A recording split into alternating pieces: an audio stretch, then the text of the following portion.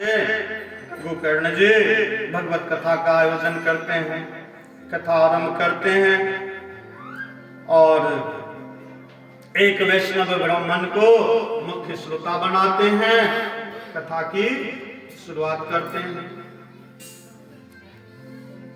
अब धुंधकारी प्रेत है, वायु रूप में एक बांस में, सूखी बांस है जो 7 गांठों वाली है। 7 दिनों की कथा होती है, तो 7 गांठों वाली एक बांस में वायु रूप से वह प्रवेश कर जाता है। हम लोग किसी के बारे में जानते हैं, भूत लग गया, उझट आ गया, कैसे आ गया? वायु रूप में दोपहर में गाछी गया था, लहरिया गया था, झमझमा गया था भूत, तो वही वायु रूप में जानते हैं हम लोग की वायु रूप में। तो वायु रूप में वह गांठ में प्रवेश कर गया और कथा के दौरान प्रतिदिन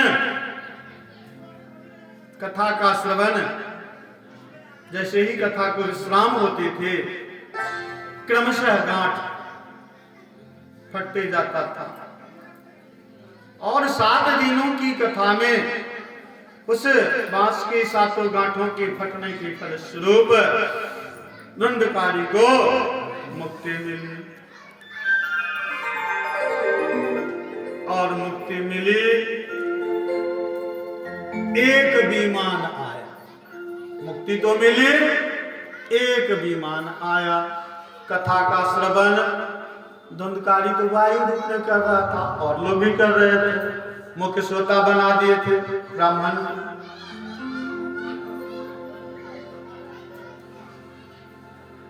तो जो प्रत्यक्ष दिखने वाले हैं, अभी चर्चा किया सूर्य देव प्रत्यक्ष, जो प्रत्यक्ष मानव दिखने वाले हैं उनके लिए विमान नहीं आया, और जो अप्रत्यक्ष है, अदृश्य है, वायु रूप में है, उसके लिए आ गया। जो प्रत्यक्ष दिखने वाले हैं कहीं ना कहीं कुछ अच्छा करने वाले हैं, जो अप्रत्यक्ष दिखने वाला है मरने के बाद भी उत्पाती था, कैसे उसी के लिए विमान आया। अब यहां उल्लेख है, भागवत महापुराण में उल्लेख है कि किसी भी विषय वस्तु का श्रवण जब हम करते हैं, केवल भक्ति भाव के क्षेत्र में ही नहीं, किसी भी प्रकार की जानकारी पढ़ाई के क्षेत्र में हो, अन्य क्षेत्र में हो, जब तक हम जिनसे पूछ रहे हैं या जिनके द्वारा बतलाया जा रहा है उनकी बातों को पात्रता पूर्वक ग्रहण नहीं करेंगे, उसका श्रवण नहीं करेंगे,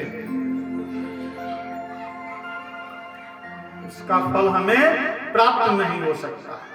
अब यहां पर धुंधकारी तो मरने के बाद भी परेशान था, उसने देखा कि मेरी मुक्ति के लिए गोकर्ण इस सप्ताह भागवत कथा का आयोजन कर रहा है।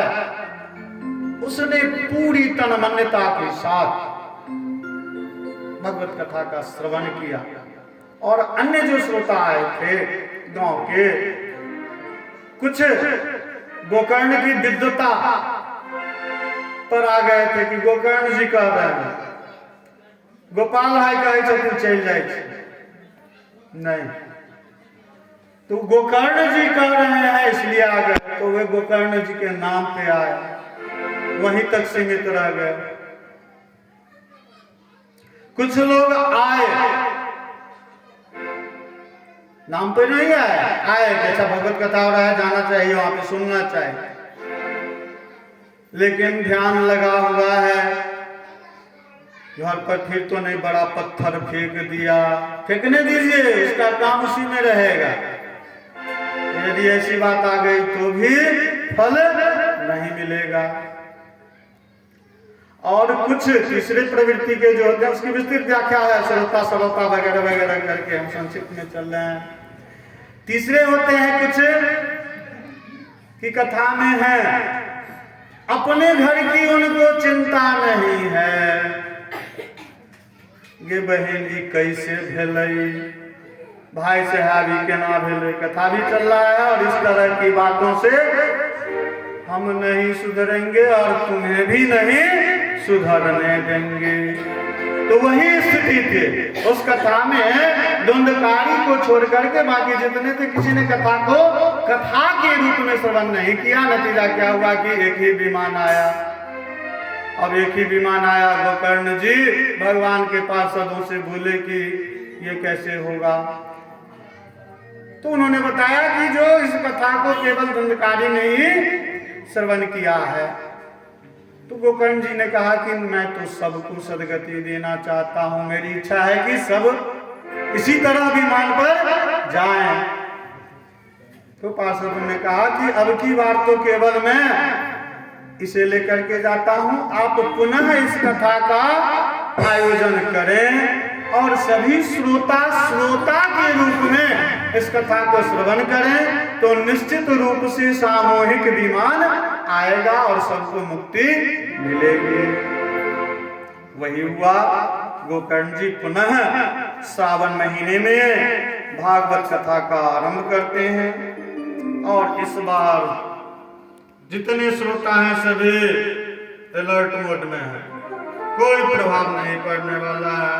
सब ध्यान एकाग्र चित्त होकर के, ध्यान मग्न होकर के भगवत कथा का श्रवण करते हैं। और 7वें दिन जैसे ही कथा का विश्राम होता है, भगवान के ढेर सारे पार्षद ढेर सारे विमानों को लेकर के उस कथा स्थली पर आते हैं और सभी को विमान में बिठा करके वैकुंठ धाम को ले जाते हैं।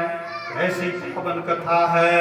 अब इस कथा की जो यह महिमा हुई, इसका गुणगान पुनः हम लोग कर लें। श्री कृष्ण।